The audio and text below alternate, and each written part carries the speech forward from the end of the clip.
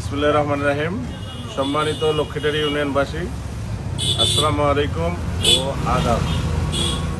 আমার লক্ষ্মীটারি ইউনিয়নের যে সকল ভাইরা গরুর মাংস বিক্রি করেন, তাদের গরুগুলো সুস্থ না অসুস্থ আমরা কিন্তু জানতে পারি না। তাই আমার যেটা চাওয়া, বর্তমানে অ্যানথ্রাক্স রোগে অনেক গরু ল্যাম্পি স্কিন, অসুস্থ গরু বিভিন্ন দেখছি আমরা যে স্কিন ডিজিজে অনেক বাচ্চারা অসুস্থ হচ্ছে, মায়েরা অসুস্থ হচ্ছে।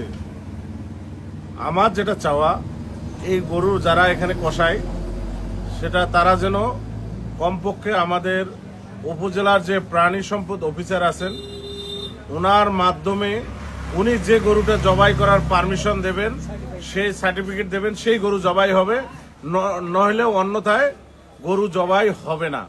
এটা হলো আমার 1 নম্বর চাওয়া। এখন রাত 11টা বাজছে, এত রাতে এরা গরুর মাংস বিক্রি করবে 580 টাকা, 550 টাকা, হুড়ে হুড়ি করে মাইকিং করতেছে।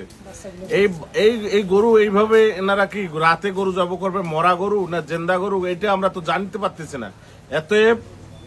এটা উপজেলা প্রশাসনকে আমি অনুরোধ জানাবো, পুরা উপজেলায় যেন এই যারা গরুর কসাই তাদের যেন এইটা একটা আইন করা হয়, যে আইন উপজেলার প্রাণী সম্পদ অফিসারের স্বাক্ষর ব্যতীত কোনো গরু ছাগল জবাই হবে না। এটাই আমার চাওয়া।